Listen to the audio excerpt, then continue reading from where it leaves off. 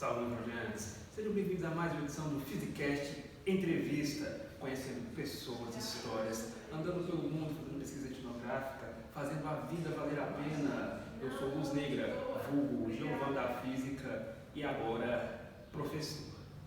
E hoje nós estamos em um lugar muito especial para conversar com uma pessoa muito especial, diretamente do planetário da Universidade Federal de Goiás. Estamos com o professor Paulo Sobreira para conversar um pouco sobre o que acontece aqui e um pouco mais. Paulo, muito boa tarde para você. Boa tarde, Giovanni. É uma honra estar aqui na sua presença. Foi tão solícito em me atender tão rapidamente. Muito obrigado. Se apresente rapidamente. Bom, eu sou professor titular na Universidade Federal de Goiás. Estou no planetário desde que aqui cheguei. Isso foi em 2008. Então, até esse momento são 18 anos. E antes de chegar na Universidade Federal de Goiás, eu tive uma trajetória de pelo menos 20 anos de carreira, sempre dedicada à divulgação em astronomia, ao ensino da astronomia e à educação em astronomia. Então eu passei por planetários, por observatórios didáticos de astronomia, faculdades particulares, escolas particulares, escolas públicas, sociedades de astronomia, e a minha carreira ela está vinculada à geografia. Então a geografia foi a minha porta de entrada, onde eu pude cursar a minha graduação e a pós-graduação também, sempre me dedicando ao ensino da astronomia em geografia. E daí o vínculo que eu tenho hoje aqui com o planetário da UFG, já que as disciplinas de astronomia estão vinculadas ao curso de geografia e o próprio planetário está vinculado ao curso de geografia. Então a minha vinda para cá foi quase que uma exigência do curso de geografia de que tivesse algum profissional nesse planetário com formação em geografia, uma vez que quando ele surgiu em 1970, ele surgiu dentro do curso de geografia e até por volta do final do século XX ainda tinha aqui professores com formação em geografia. E já no século XXI, não. Então era só o professor Juan, formado em física e também em astrofísica, e o professor Cláudio, com formação em astronomia.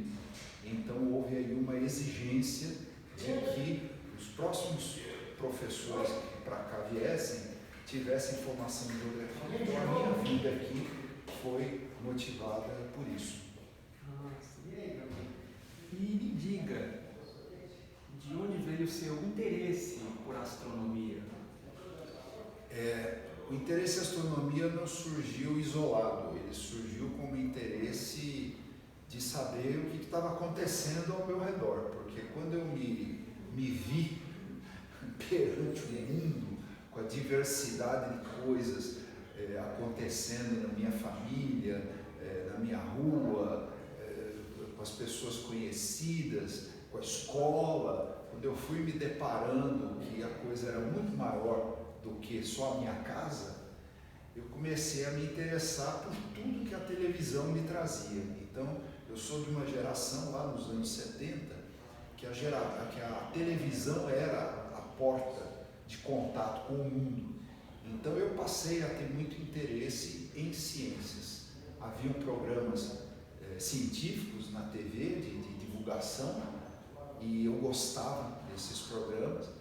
Tive a sorte de ter dois irmãos mais velhos que procuravam responder um bocado de coisa que eu perguntava para eles, e a sorte de o meu pai ser uma pessoa muito esclarecida. Ele tinha uma biblioteca com mais de 3.000 livros em casa e também respondia a tudo que eu queria saber. Então eu tive interesse em ciências em geral, e o meu pai também era muito interessado em geociências, em astronomia, tanto que uma das faculdades que ele fez, depois de aposentado, foi o curso de geografia. Então, ele foi um incentivador meu. E quando eu tinha perto de 10 anos de idade, ele já havia treinado eu e meus irmãos a usar binóculos. E claro que o binóculo apontava para a lua, apontava para o céu, tinha curiosidade, e ele me presenteou com uma luneta de 50 milímetros de abertura, e com aquela lunetinha, um refrator, né, que usa lentes, eu passei então a vasculhar o céu e ali eu encontrei os planetas, encontrei estrelas duplas e comecei então a me interessar mais pelo céu. E também, devido às leituras que tinha em casa, então eu passei a ler o que tinha nas enciclopédias, o que tinha de livros em casa. O primeiro livro que eu tive contato foi do professor Rubens de Azevedo, do Ceará, que é um livro chamado Na Era da Astronáutica. E ali é que eu vi a primeira vez a fotografia do planetário em São Paulo, no Parque do Ibirapuera, o primeiro planetário do Brasil. E ali então eu me interessei e tive a sorte de que a minha escola, por volta de 1977, nos levou para conhecer o planetário, portanto, uma sessão de planetário que hoje a gente faz aqui para atender o público, né? Eu, portanto, fui público dessa situação em 1977. E ali fiquei muito curioso, quando eu soube que a gente poderia ver os planetas a olho nu, os nomes das constelações. Então, tudo isso acendeu essa vontade. Mas a decisão definitiva de estudar astronomia foi em 1981, quando então foi lançada a série Cosmos de Carl Sagan, a primeira versão, e que chegou ao Brasil, portanto dublado em português, e a Rede Globo de televisão que passou então a veicular. Então começou depois do programa do Fantástico, no domingo à noite, e alguns meses depois foi oferecido de sábados de manhã. Eu procurei assistir a todos os episódios e ali então eu percebi que o meu caminho seria o caminho mesmo da astronomia, mas especificamente da divulgação em astronomia, que é o que eu sempre gostei, de tratar diretamente com o público. Porque, curiosamente, mesmo pré-adolescente, as pessoas me perguntavam conceitos de astronomia, alguma curiosidade sobre o céu, e eu percebia que, ao explicar, as pessoas entendiam rapidamente. Então eu pensei, puxa, eu tenho mesmo que me tornar professor e tenho que me dedicar à divulgação de astronomia, ao ensino da astronomia. E assim estou, de 1981 até hoje, nessa vida. História muito bonita a história. E o que você pode me falar sobre o planetário? O que é um planetário? Para que ele serve? O que você pode me dizer? O planetário, nós chegamos até fazer uma pesquisa com o público, porque as pessoas, quando falam planetário, elas pensam logo em planetas, né? Então isso foi uma das coisas que nós constatamos nessa pesquisa, que as pessoas, ao vir ao planetário, pensam sempre que verão aqui alguma maquete do sistema solar ou alguma coisa que vai ser falado sobre os planetas. Uma segunda imagem que as pessoas fazem é que, ao chegar na sala do planetário, elas verão ali dentro um telescópio, e as pessoas acham que o projetor planetário é um telescópio, e conforme a gente tem ali o domo, elas acham que ali é um observatório astronômico e que vai abrir e elas verão o céu. Então é incrível isso, né? Eu, quando fui ao planetário pela primeira vez, eu já tinha uma ideia de que ali havia uma temática de astronomia. Então eu não me lembro de ter tido essa confusão quando eu era criança. Talvez o meu pai já tenha me preparado um pouco para isso, né? E até hoje, em em Goiânia, quando as pessoas me perguntam o que é o planetário, elas se surpreendem ao a gente dizer que é uma projeção artificial do céu. E mesmo quem termina de assistir uma sessão de planetário me pergunta várias vezes: ah, mas é ao vivo isso que nós estamos vendo?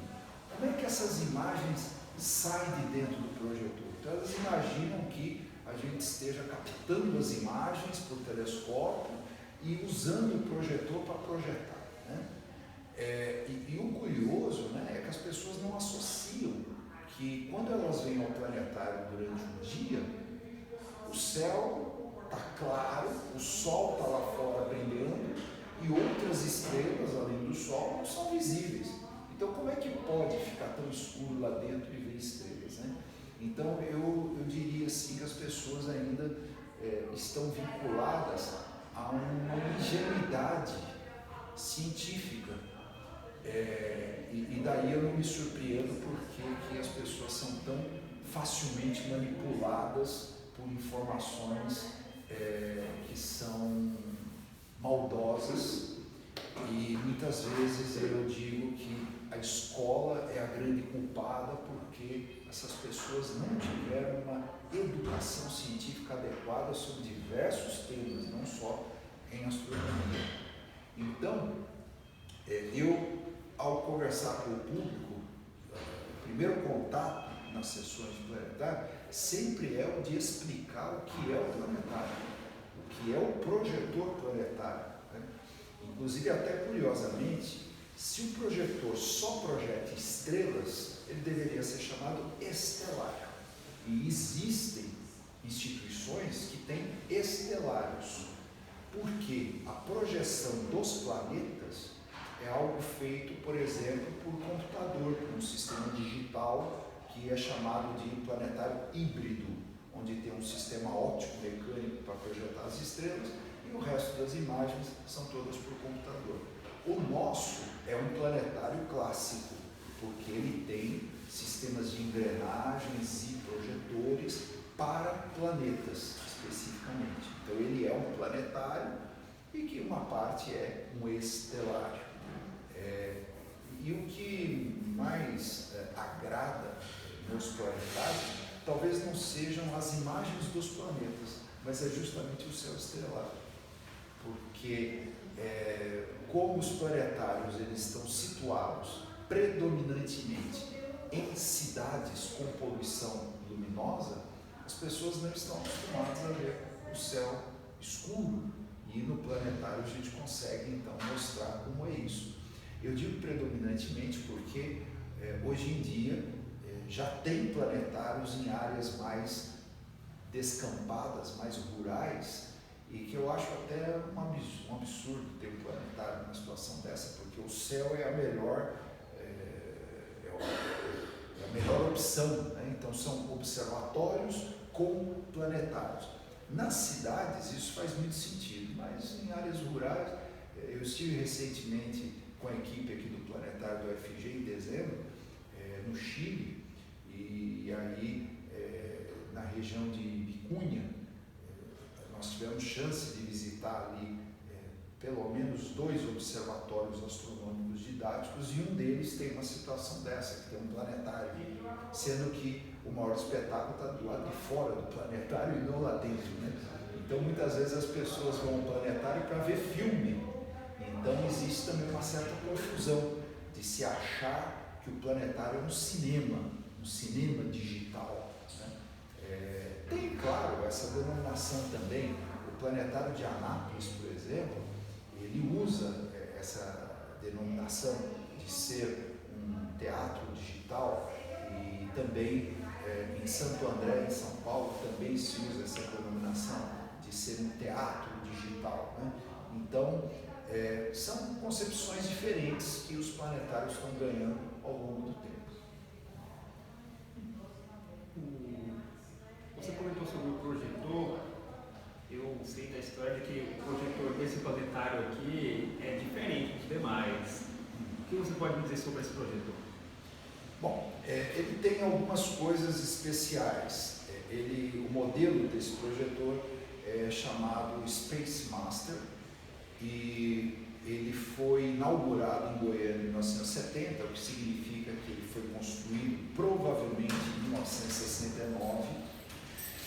Mas a curiosidade principal é que foram vendidos pela empresa alemã Carl Zeiss 45 modelos Space Master.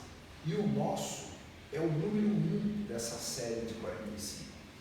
Então a gente brinca aqui dizendo que, puxa, a empresa Carl Zeiss talvez quisesse ter esse projetor no museu deles, né? Porque eles têm lá uma outra peça, mas não essa, que é a primeira, né?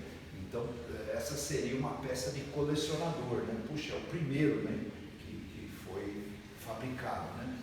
Eu tive sorte de conhecer outros projetores Space Master no Brasil e no exterior. E eu procuro fotografar todos eles, porque ao compará-los, eles têm algumas coisinhas diferentes um do outro.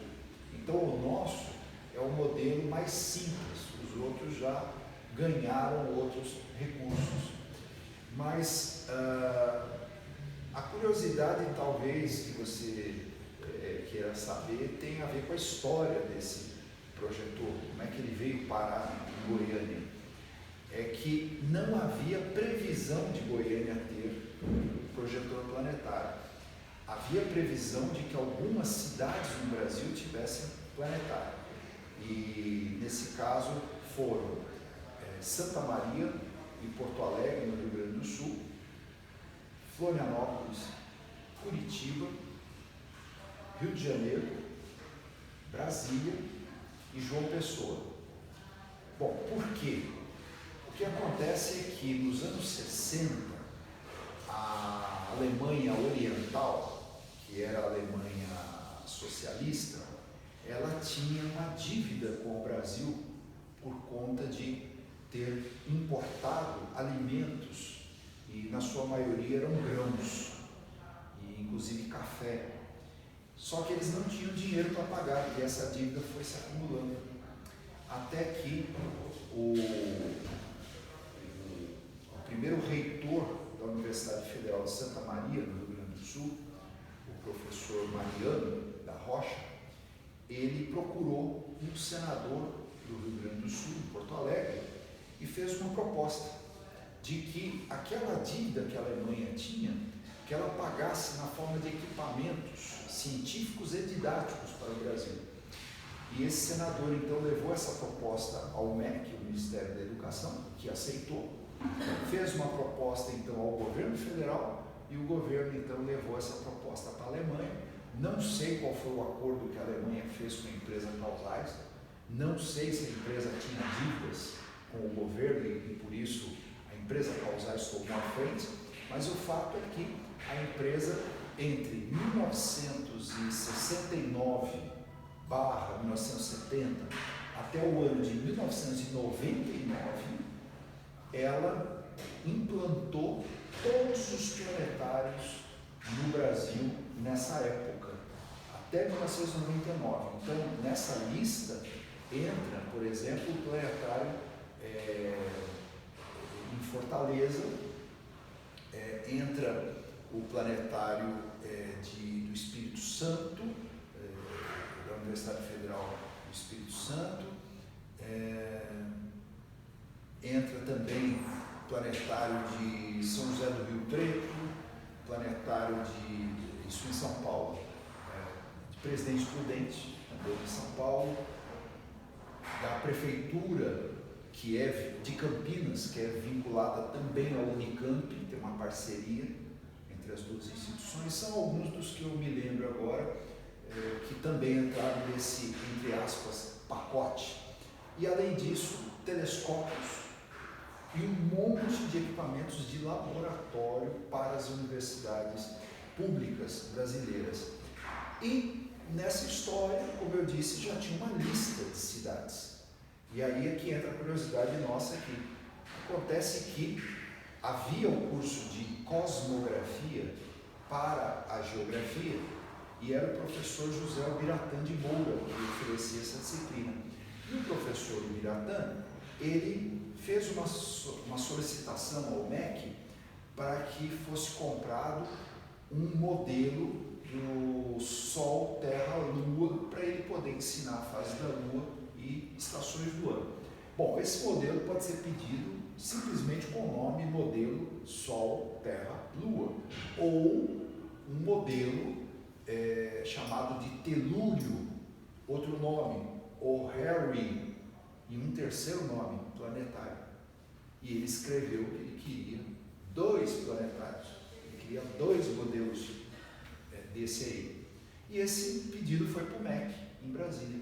Quando chegou lá, eles não entenderam o pedido do professor, e como estava acontecendo essa negociação da vinda de planetários para o Brasil, o professor José Albiratã foi chamado em Brasília para prestar depoimento no Serviço Secreto de Informações, porque afinal o Brasil estava numa ditadura militar e negociando com um país socialista. E como é que um professor da Universidade Federal de Goiás ficou sabendo disso e estava pedindo 2 planetários? E aí o professor Biratã foi lá, deu o seu depoimento, perceberam que ele não sabia de nada, não tinha nada a ver com essa história, e depois de alguns meses, para surpresa de todos, a Universidade Federal de Goiás ganhou um planetário, o primeiro da lista. Então, não tinha ninguém, então vamos dizer que ele é o número 0 da lista, né? Então, nós fomos então presenteados com esse projetor planetário e não se sabia, portanto, onde instalá-lo. E como o Parque Mutirama, que é do município de Goiânia, tinha sido inaugurado em 69, foi sugerido que o planetário viesse para a área do Mutirama, porque acharam que o planetário era um brinquedo. Então está aí outra curiosidade. Ninguém sabia que ele era um equipamento didático e científico, pensaram que ele era um brinquedo. Então ele foi sediado aqui por acordo com a prefeitura e foi construído muito bem. E curiosamente, o Jornal Popular da Fundação Jaime Câmara, aqui de Goiás, publicou uma matéria na segunda-feira, dia 24 de outubro, e o planetário tinha sido inaugurado no dia 23. E a matéria pequenininha diz assim: foi inaugurado ontem no Parque Mutirama o tobogã e o planetário. E nós tivemos aqui uma outra curiosidade, que aconteceu aqui um acidente causado por uma moça que estava com um namorado e um sobrinho dela. E conforme eles foram entrar na sala, a porta estava aberta, eles estavam entrando por último e a moça resolveu fechar a porta. Só que quando ela foi fechar a porta, ela não deveria ter feito isso, porque os funcionários é que fazem isso, o menino estava com o dedo onde a porta fecha, e ela fechou e prensou o dedo do menino. Aí foi um problema, veio uma ambulância. Bom, e aí ao longo das semanas, a reitoria da Universidade Federal de Goiás recebeu uma denúncia do pai do menino, via Ministério Público, de que a gente tinha que se pronunciar pelo acidente. E aí, claro que ela não contou essa versão do que aconteceu, e o promotor veio aqui junto com o reitor, junto com o pai do menino, junto com o advogado e junto com o menino, para verificar o que tinha acontecido. Na denúncia estava escrito o seguinte: o brinquedo planetário caiu no dedo do menino. Bom, o equipamento tem perto de 1 tonelada, né? Se tivesse caído no dedo do menino, teria ficado roxinho como ficou, né? Aí depois, esclarecido a história de que foi na porta que prensou, o próprio menino declarou isso, o promotor ainda continuou no caso dizendo que o brinquedo planetário tinha caído no dedo do menino. Então assim, tem horas que a gente fica assim aborrecido porque as pessoas acham que é um brinquedo. Muitas vezes nos perguntam se o planetário é da prefeitura, elas vêm nos perguntar aqui coisas do Parque Mutirama, que a gente não sabe, nós não temos vínculo nenhum no Parque Mutirama e ficam achando que é. Né? E uma última curiosidade é que nos anos 70, um dos administradores do Parque Mutirama chamou a equipe do planetário para uma reunião e nessa reunião ele declarou que toda a equipe do planetário era subordinada a ele, porque já que estava dentro do Parque Mutirama, o planetário então pertencia ao Parque Mutirama. E foi difícil convencê-lo, e ele não foi convencido, de que o planetário é da Universidade Federal de Goiás, é outra instância de serviço público. E desde então, eu diria que a relação com o Parque Mutirama não é das melhores, desde os anos 70. Tá? Essas são algumas das curiosidades. Muitas curiosidades, não sabia da maioria delas. Val, o que você vê de mais legal no que você faz aqui, ao apresentar as sessões, ao manipular o projetor? O que você vê de mais legal aqui? O mais legal é porque eu acho que a pessoa que mais gosta de assistir a sessão sou eu, porque eu passo a sessão e assisto, né? A gente chama de sessão esse conjunto de ocorrências que se dão dentro da sala do planetário, que é a chegada do pessoal, a preparação para diminuir a iluminação e normalmente é uma gravação. Existem sessões de planetário que são ao vivo, eu já fiz dezenas de sessões ao vivo fora daqui da Universidade Federal de Goiás, na minha trajetória anterior, e até a apresentação de todo aquele roteiro, que é um roteiro que tem músicas, que tem muitas imagens, ele foi feito para emocionar as pessoas, para tocá-las, então é uma forma de divulgar a ciência com emoção.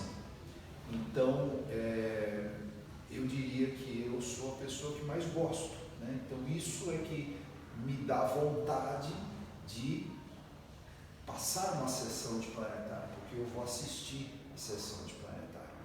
Mas eu diria também que o mais legal é responder perguntas.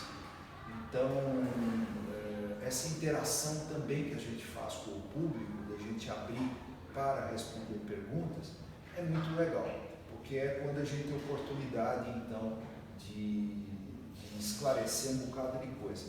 Mas, por último, eu diria que o mais legal ainda é o fato de que esse planetário está vinculado a uma universidade. Isso o diferencia. Eu trabalhei em planetário particular, privado, planetário vinculado à prefeitura exclusivamente, e eu digo que essa é a melhor combinação profissional que eu já tive. Por quê? Eu estou como um professor universitário, onde eu faço pesquisa, onde eu faço divulgação, onde eu tenho a oportunidade de trabalhar com o ensino acadêmico, de graduação, de pós-graduação e atender o público em geral, que o nosso predominante é o público escolar que vem aqui, né?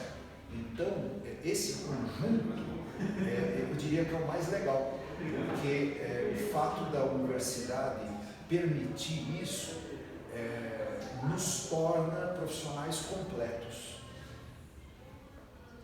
E aqui qualquer pessoa pode vir, pode visitar, pode conhecer, como funciona? Durante a semana, manhãs e tardes, predominantemente são sessões para escolas. Então, as pessoas podem se somar ao público escolar desde que haja vaga e que, por acaso, ela veio aqui visitar o planetário no horário que tem uma sessão escolar, ela pode entrar desde que tenha vaga. Mas o normal para o público em geral são as noites de quinta-feira. Então, 19h30 é o horário destinado à sessão pública e sempre a recomendação é chegar 1 hora antes, que é quando a bilheteria abre e portanto, é isso. Certo. Agora eu tenho 3 perguntas que podem destoar um pouco do que a gente comentou aqui. mas são as perguntas padrão que eu faço para tudo e todos com quem eu converso. São coisas que eu gosto de saber a resposta das pessoas. Ok? A primeira delas, o que é arte? Arte. O que é arte? Bom, no planetário, nós trabalhamos também de forma artística. Inclusive, eu procuro responder, eu não vou te responder o que é arte, né? Mas eu vou te responder a forma como fazemos arte.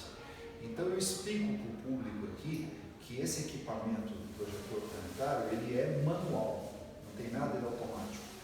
Então, o que existe é uma performance artística entre nós que operamos o planetário, que existe uma mesa de comando totalmente analógica, porque ela tem botões para apertar, botões para girar, e com isso todas as imagens e movimentos que o projetor faz são em interação conosco, ser humano. Então eu costumo dizer que nós usamos aqui inteligência natural e não artificial, né? Então aí está a performance artística. O fato de termos um roteiro, esse roteiro ele é muito parecido com um roteiro de programa de rádio, programa audiovisual de cinema e também um roteiro de teatro, porque nós trabalhamos com iluminação, com imagens, com música, com entonação da narração e, como eu já havia mencionado, procurando envolver algo de emoção. Então, todas essas artes utilizam isso. Então, o planetário também trabalha com arte, né?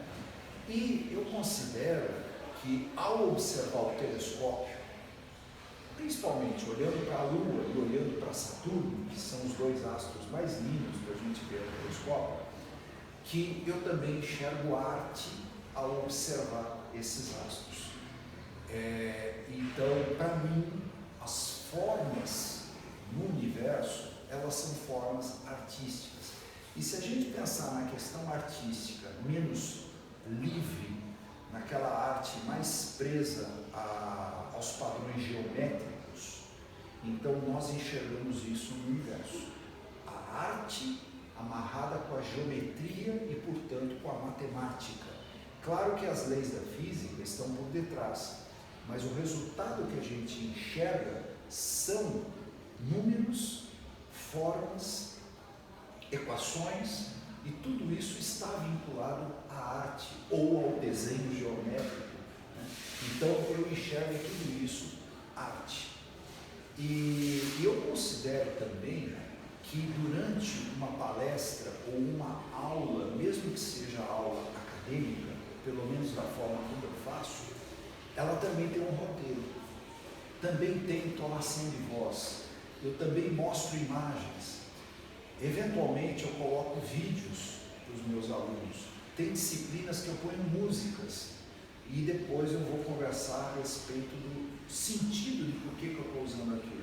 E em vários momentos eu também procuro emocionar os meus alunos com aquelas informações que ali estão, porque eu me emociono ao estudar o universo e gosto de tentar que também os meus alunos se emocionem. Então eu entendo que, apesar de trabalhar com ciência, eu uso de recursos artísticos para poder levar a ciência até as pessoas. Espetacular, espetacular. Segunda pergunta. Paulo, o que faz a vida valer a pena? O que faz a vida valer a pena é ajudar as pessoas. Se não houver essa relação mútua, o egoísmo e a vaidade não vale a pena. Eu diria que o orgulho, o egoísmo, a vaidade tem que ser extirpado desse planeta. O professor é um doador de conhecimento e um oportunizador e um facilitador de aprendizado. Então, eu não vejo coerência entre um professor vaidoso, um professor orgulhoso, um professor egoísta. A própria profissão de professor, ela permite que nós estejamos o tempo todo em doação. Eu não seria professor se não houvesse um público. Então, eu só consigo trabalhar se houver pessoas querendo trabalhar comigo. Pessoas que querem assistir uma sessão de planetário, pessoas que querem assistir uma palestra, pessoas que querem observar ao telescópio, pessoas que querem participar das minhas aulas.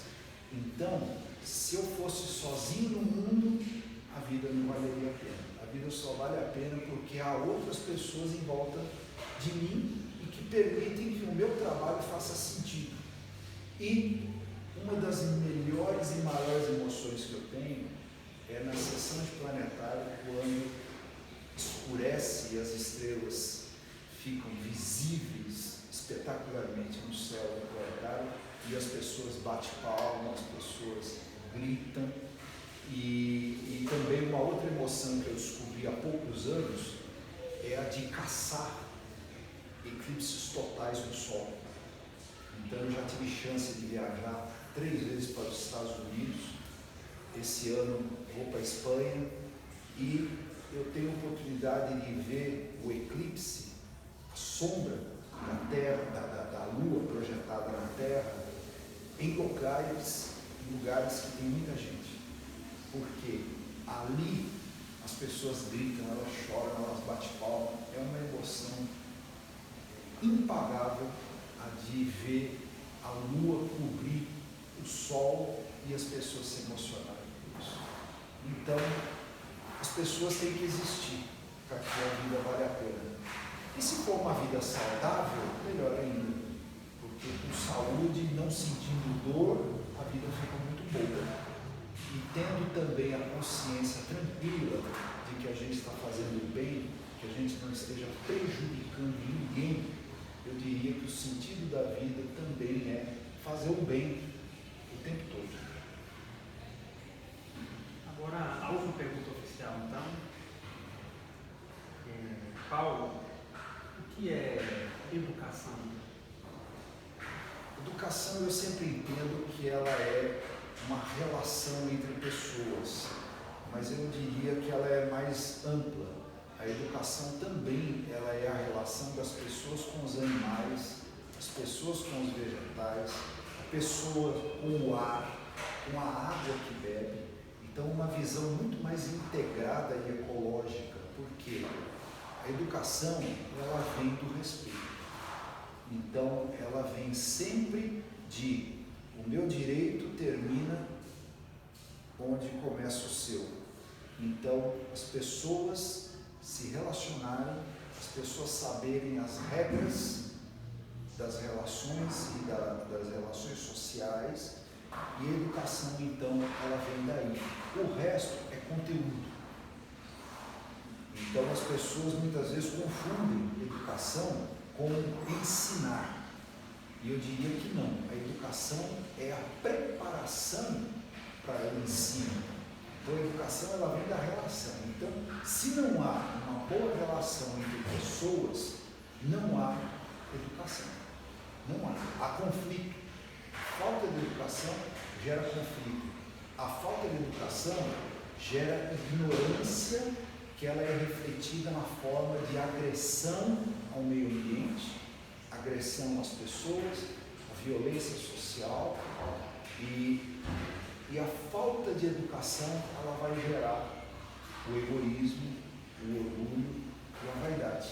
Eu diria que os seres educados são seres abertos que estão aí para doar o que elas tiverem e o que não tiverem.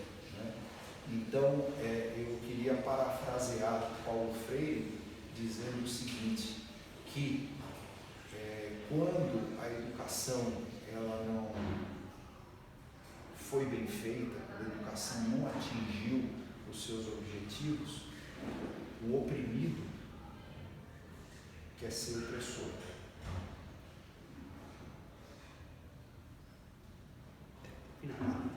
Espetacular.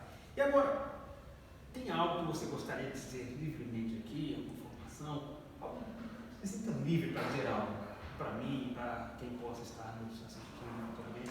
qualquer coisa. Tá bom. Eu diria o seguinte, que essa área com a qual eu trabalho é uma área que ela tem muito vínculo também com a religião.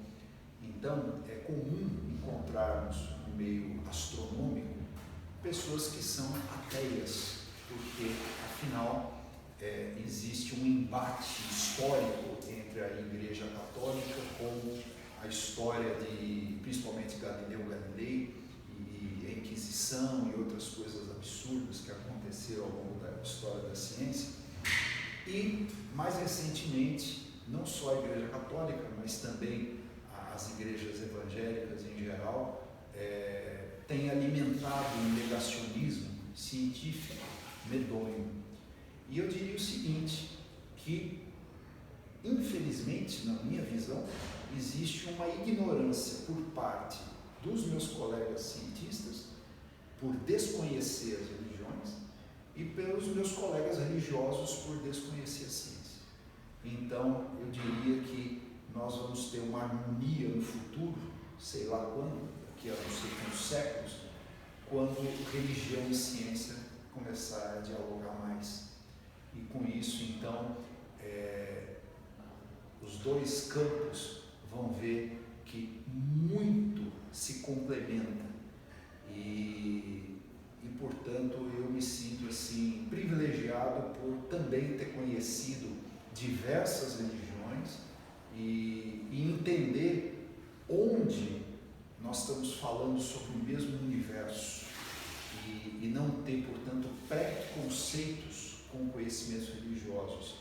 E eu também, quando converso com os colegas religiosos, procuro mostrar que a ciência, ela também pode ser uma porta de entrada para o conhecimento religioso. Então, seria fantástico se a gente tivesse cada vez mais pessoas abertas para a ciência e para a religião. Muitos conflitos seriam amenizados. E o pior é que esses conflitos, eles acabam atingindo a área política, porque sejam pessoas da área científica ou sejam pessoas da área religiosa que acabam abraçando ideologias políticas que são também extremamente conservadoras ou reacionárias ou de extrema, seja ela direita ou esquerda. Então, os extremismos são sempre horríveis no meu ponto de vista e que a gente tem sempre que procurar fazer aí um meio de campo para que haja harmonia, conversa, respeito às diferenças e complementos entre o que é o diferente, porque os diferentes é que podem se unir e fortalecer. Paulo, muito obrigado. Obrigado a você pela oportunidade. Me receber aqui assim, com tanta disposição, me receber prontamente, uma grande alegria. Eu voltar aqui depois de alguns anos, como eu comentei, eu já estive aqui quase todos os dias na época de 2017. Então, uma grande alegria voltar, conversar com você, agora formado. Agora professor. Muito obrigado, Paulo. Espero voltar aqui mais vezes, conversar com outras pessoas, conhecer um pouco mais, e será sempre uma grande alegria. E parabéns por você ter escolhido o que eu considero a melhor profissão que há, que é a de professor. Eu concordo, não nego, não nego. Eu me lembro do professor Juan também, grande professor Juan, Manuel, eu quero conversar com ele também. Todos muito legais, professores espetaculares. Então, professor Paulo, uma grande alegria, muito obrigado. E a você que nos escuta, vamos ficando por aqui, como de costume. Eu espero que, por um momento que seja, você tenha se sentido mais alegre. Eu espero que, por um momento que seja, essa conversa tenha sido legal e você tenha desejado que ela durasse um pouco mais. E eu espero que, por um momento que seja, você tenha se sentido mais feliz. Até a próxima.